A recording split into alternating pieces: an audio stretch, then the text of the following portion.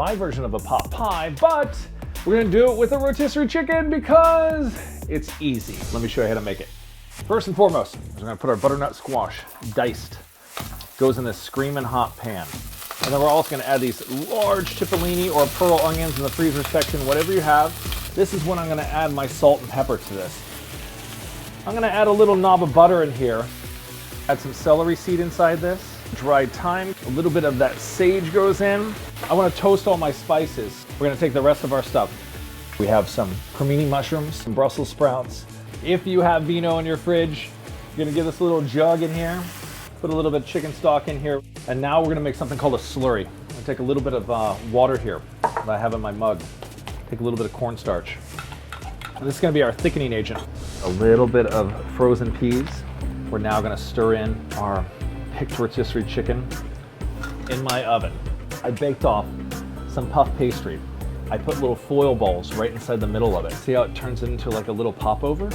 You whisk an egg, and you're gonna think this is kind of funny how I do this, but I take a paper towel, dab it into the egg, and I go inside each pot pie shell, making a nice little shield.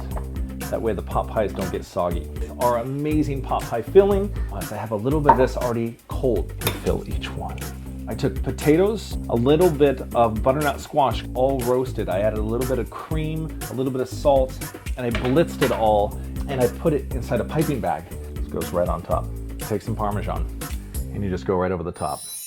I'm going to take a really cool fall tablecloth that I found, and this is how I'm going to bundle the whole thing up together. I took some parchment paper, and it says, "You are inspiration. We wish that we can be there with you."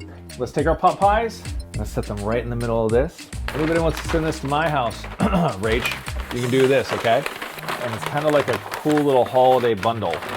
And I don't want to press it too much, and I don't want to tie it down because we had that beautiful butternut squash puree on top. I set both the cards here, just like so. I'm wrapping it in this beautiful tablecloth.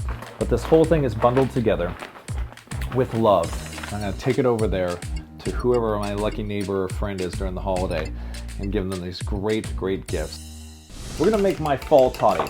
A classic baking spice, has the aromas of the holidays. I'm gonna bring 1 cup of water to a boil. So I'm gonna add 1 cup of sugar. We're gonna take cinnamon, allspice, clove, and cocoa. You bring that up to a boil, and what I did was I put it inside a jar. Here's how I build my hot toddy. 1 ounce of the baking spice that we made, 1 ounce of our applesauce, 2 ounces of vodka, go right in the bottom.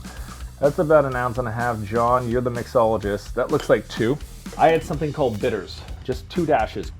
And as you stir this, you add hot water, and you have my version of a hot toddy that comes with a little bit of dried apples. Now you say, Rye, how do you make this to go? Oh my God, that is so good.